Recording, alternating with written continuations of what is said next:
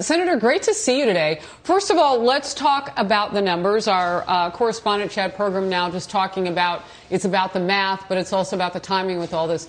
Would Republicans in the Senate agree to an increase, a multi-trillion-dollar deal for coronavirus relief? We don't even have to talk about that now because there's so much within this package that we agree on.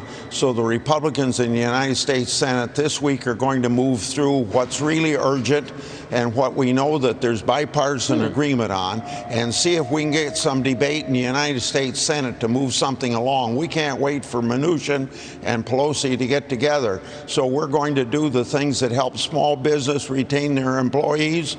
We're going to do things to help K through 12 education. We're going to do things in the very needed area of testing and make sure that we got enough money to get the vaccines out when the vaccines develop. That's the vote today and this week. That is making some news, because when you hear about the negotiation that's upcoming between the Speaker of the House and Steve Mnuchin, what you're saying is you don't even need that to happen at this point. So give me some details now that we're breaking some news.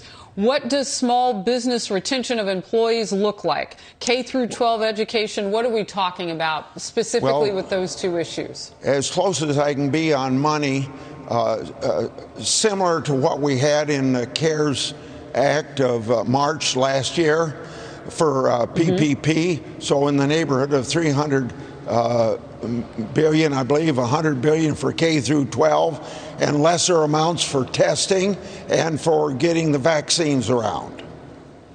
Okay, so it would be a slimmer bill, and you think you can get that through expeditiously. Very interesting.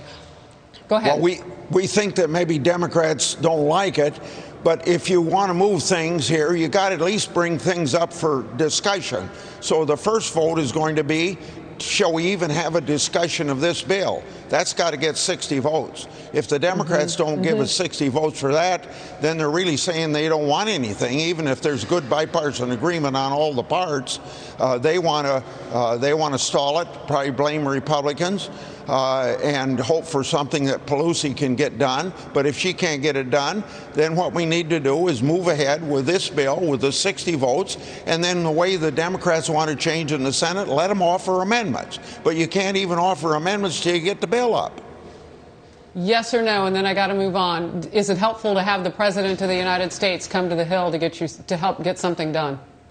Well, I think that is helpful, because there is response by Republicans in the Senate when you have the leader of your party saying those things. It doesn't mean we'll do exactly what he wants, but it does help to move things along. Okay, we'll move to this. Tomorrow, your committee, the Senate Judiciary Committee, is set to vote on issuing a subpoena for Twitter CEO Jack Dorsey to testify on Friday, after the social media site blocked users from sharing two New York Post reports about Hunter Biden, the son of Joe Biden, and his dealings with that Ukrainian energy company, Burisma. What's your response to all that could be playing out next in your committee? Well, first of all, I think you'll have to ask Senator Graham about a subpoena, because he's the chairman of the committee. But for my part, they ought to be brought in to testify, and hopefully they will answer in a voluntary basis so the subpoena doesn't have to be issued. And it's all about freedom of speech, freedom of press. Do the Democrats want the people to know? They should want them to know. We shouldn't have these platforms, social media, Twitter, Facebook, etc., holding up discussions of important people or denying people the right to know, and that's exactly what they're doing. And it looks like they have an awful lot of guts to do that when they say it's because it could be Russian disinformation. We got plenty of proof by the director of the National Security this morning saying it's got nothing to do with Russian disinformation. But just think what sort of super spreaders they were of disinformation when they brought up the Steele dossier, and we all know that that was Russian disinformation. They didn't close their books on any of that stuff. Okay. Senator, thank you for taking so many of my questions. I have one more for you. The Senate Judiciary Committee also is set to vote on Judge Amy Coney Barrett's U.S. Supreme Court nomination this Thursday, likely setting up that confirmation vote on the Senate floor in the coming days after that, possibly the next week. Meanwhile, Joe Biden now says he's going to reveal his position before Election Day on adding seats to the U.S. Supreme Court. Finally, we'll get to hear that potentially. What's your reaction?